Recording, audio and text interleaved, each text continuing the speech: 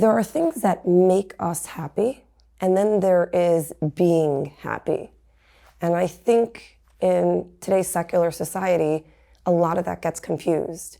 And we think if I have this, if I do this, if I achieve this, I'm going to be happy. No, it's nice to have all those external forces that enhance or give us the environment for joy, but ultimately it's complete inner work. And I think that true happiness is when we're totally in sync with what we're supposed to be doing here. If anybody ever had a question or a doubt of what they should be doing, where they should be going, even if it's something small, we know the uncertainty it gives us, we know how much anxiety it induces.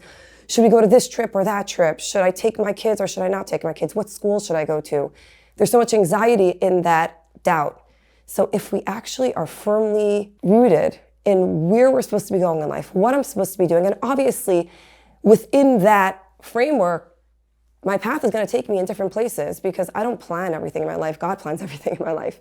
So sometimes I know what I'm supposed to be doing and I end up being in a different place. Okay, so how do I align this place with my mission? The second I'm completely in tune and in line with what I'm supposed to be doing here on this earth, then it doesn't matter where I am or what situation I'm in.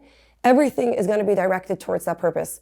Will there be better days and not such great days? Of course there will be.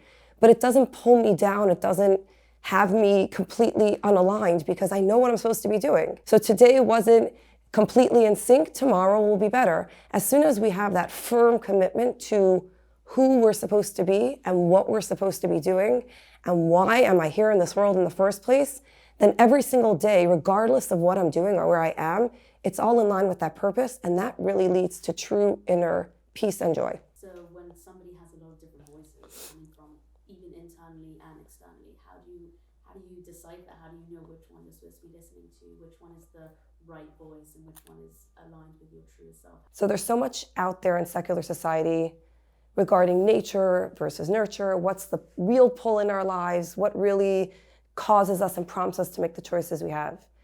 And what's fascinating is the more I learn Torah, Jewish mysticism, the more I see that anything in secular society that actually has or holds any weight long term is actually sourced in Torah. And Torah talks a lot about the way we're wired and the way we naturally project, and also our environment and learned behaviors and changing the nature and doing things that allow us to become better versions of ourselves. I'll give you a small example.